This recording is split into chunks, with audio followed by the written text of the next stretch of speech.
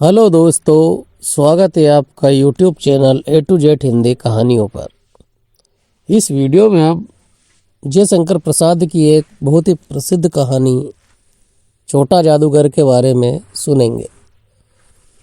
ये जो कहानी है एक छोटे से लड़के के ऊपर है जो अपनी बीमार माँ के साथ रहता है और मेले में जादू दिखाकर पैसे कमाता है। और ये कहानी संदेश देती है कि विपरीत परिस्थितियों में भी आत्मविश्वास, परिश्रम और कर्तव्य निष्ठा से जीवन में सफलता और खुशी प्राप्त की जा सकती है और माँ के प्रति प्रेम व कर्तव्य बोध ही सर्वोपरि है। तो कहानी को शुरुआत करते हैं। इसके पहले आपसे रिक्वेस्ट है कि यदि आप चैनल पर नए हैं तो चैनल को सब्सक्राइब जरूर कर लीजिए। कार्निवल के मैदान में बिजली जगमगा रही थी। हंसी और विनोद का कलनाद गूंज रहा था। मैं खड़ा था उस छोटे फुहारे के पास जहाँ एक लड़का चुपचाप शराब पीने वालों को देख रहा था। उसके गले में फटे कुर्ते के ऊपर से एक मोटी सी सूत की रस्सी पड़ी थी और जेब में कुछ ताश के पत्ते थे। उसके मुंह पर गंभीर विषाद के साथ धैर्य की रेखा थी। मैं उसकी ओर न जाने क्यों आकर्षित हुआ। उसके अभाव में भी संपन्नता थी। मैंने पूछा, क्यों जी, तुमने इसमें क्या देखा?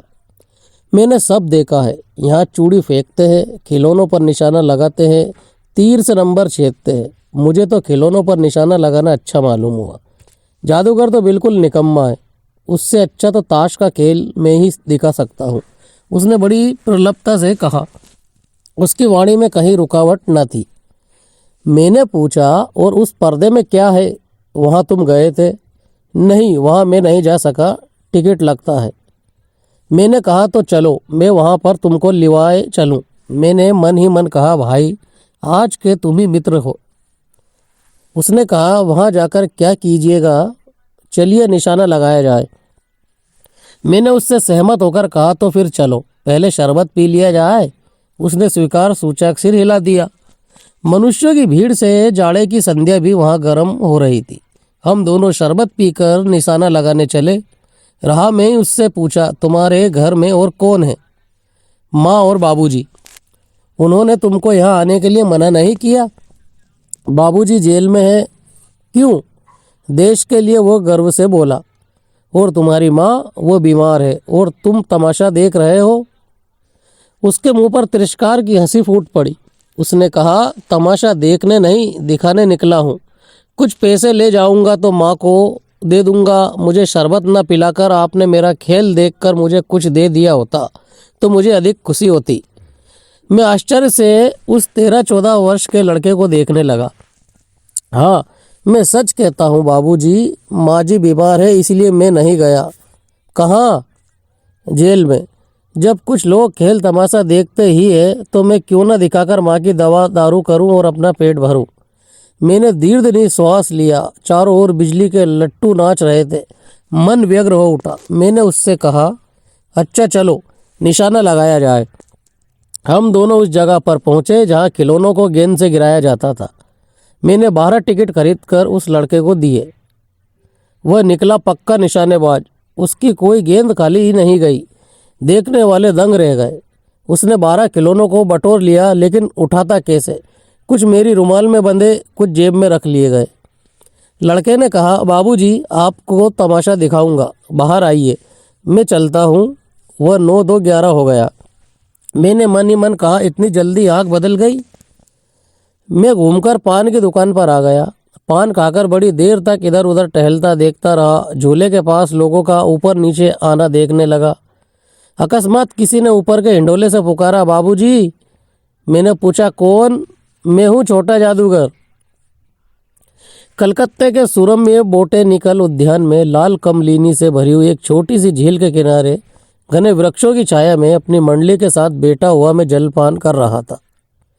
बातें हो रही थी। इतने में वही छोटा जादूगर दिखाई पड़ा।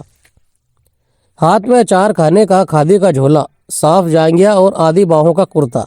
सिर पर मेरी रुमाल सूत की रस्सी से बंधी हुई थी। मस्तानी चाल में झूमता हुआ आकर वो कहने लगा, बाबूजी नमस्ते। आज कहिए तो खेल दिखाऊं?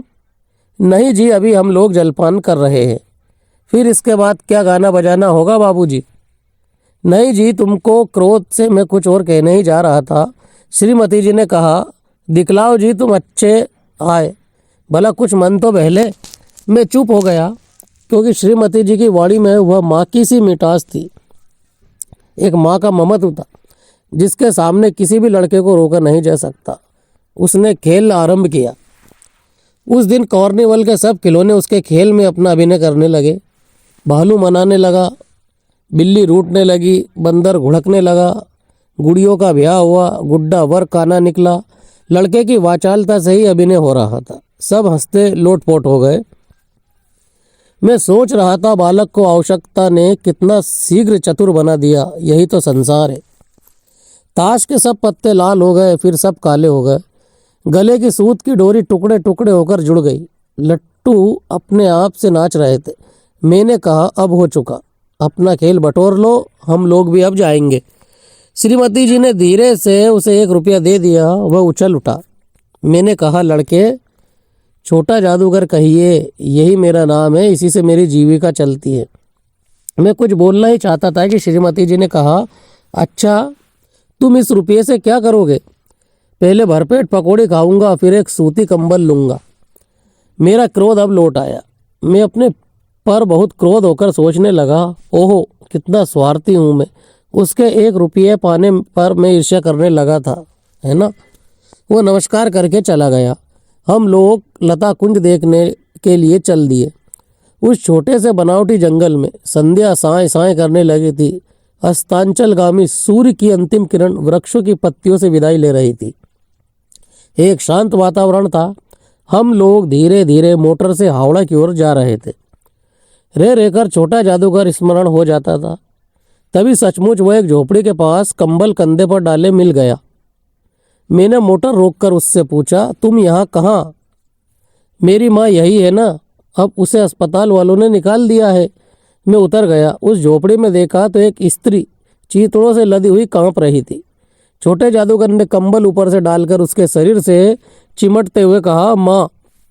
मेरी आंखों में से आंसू निकल पड़े। बड़े दिन की छुट्टी बीत चली थी। मुझे अपने ऑफिस में समय से पहुंचना था। कलकत्ते से मन ऊब गया था। फिर भी चलते चलते एक बार उस उद्यान को देखने की इच्छा हुई। साथ ही साथ जादूगर भी दिखाई पड़ जाता तो और भी। मैं उस दिन अकेले ही चल पड़ा। जल्दी लौट आना था।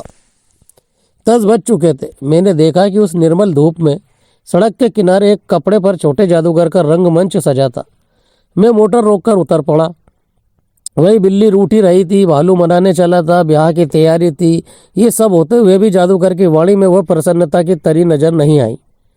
जब वो औरों को हंसाने की चेष्टा कर रहा था, तब जैसे स्वयं कांप जाता था, मानो उसके रोए रोए रो रहे थे। मैं आश्चर्य से देख रहा था।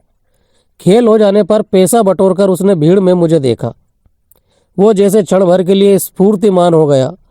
मैंने उसकी पीठ थपथपाते हुए पूछा, आज तुम्हारा खेल जमा क्यों नहीं?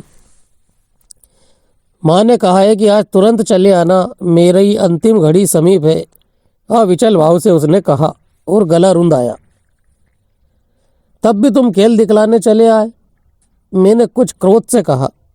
मनुष्य के सुख दुख का माप अपना ही साधन तो है, उसके अनुपात से वह तुलना करता है।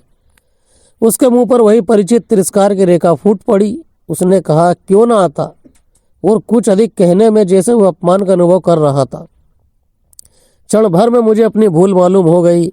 उसके झोली को गाड़ी में फेंक कर उसे भी बैठाते हुए मैंने कहा, जल्दी चलो। मोटर वाला मेरे बताए हुए पथ पर चल पड़ा। कुछ ही मिनटों में मैं झोपड़े के पास पहुंचा। जादूगर दौड़कर झोपड़े में माँ माँ पुकारते हुए घुसा।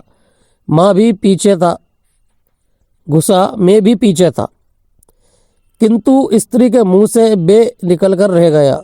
उसके दुर्बल हाथ उठकर गिर गए। जादूगर उससे लिपटा रो रहा था। मैं स्तब्ध था। उस उज्जवल धूप में समग्र संसार जैसे जादू सा मेरे चारों ओर नृत्य करने लगा। कहानी यहीं समाप्त होती है। इस छोटी सी जो कहानी है, इस कहानी के द्वारा लेखक ने एक मार्मिक दर्द यानी गरीबी जो होती है और उस गरीबी के आधार पर व्यक्ति कितना दुखी और कितना साधनहीन होता है वो दिखाया गया है। व्यक्ति इस दुनिया में तरह तरह के हैं, कोई अमीर है, कोई पैसे वाला है, मगर जो गरीब का जीवन है, कैसे अपना घर चलाते हैं, यदि घर में कोई कमाने वाला ना हो और ऊपर से बीमार दुखी भी हो तो ऐसा लगता है जैसे कि बहुत बड़ी मुसीबत आन पड़ी हो। उस छोटे से बच्चे के साथ भी यही हुआ, जो खेलने कूदने की उम्र में अपने हाथ की कला के द्वारा तमाशा दिखाकर स्वयं का खर्च और अपनी माँ की बीमारी के लिए पैसे जुटाता है। लेखक ने अपनी सहानुभूति के द्वारा उसके द्वारा ये बताया गया है कि हमें ऐसे व्यक्तियों की हमेशा मदद करनी चाहिए, या ऐसे व्यक्ति जो हमें दिख जाए तो उनका साथ देना चाहिए, ताकि उन्हें एक हौसला बढ़े और जीवन में आगे बढ़ने की भी एक प्रेरणा मिल सके। कहानी बड़े ही मार्मिक रूप से खत्म होती है, जिसमें कि बेटे की कोशिश के बावजूद भी उसकी माँ बच नहीं पाती है और अंततः बीमारी से वो स्वर्ग सिधार जाती है। वीडियो अभी इतना ही। यदि आपको पसंद आए कहानी तो इसे लाइक और शेयर कीजिए, और चैनल पर यदि आप नए हैं तो चैनल को सब्सक्राइब कर लीजिए। धन्यवाद।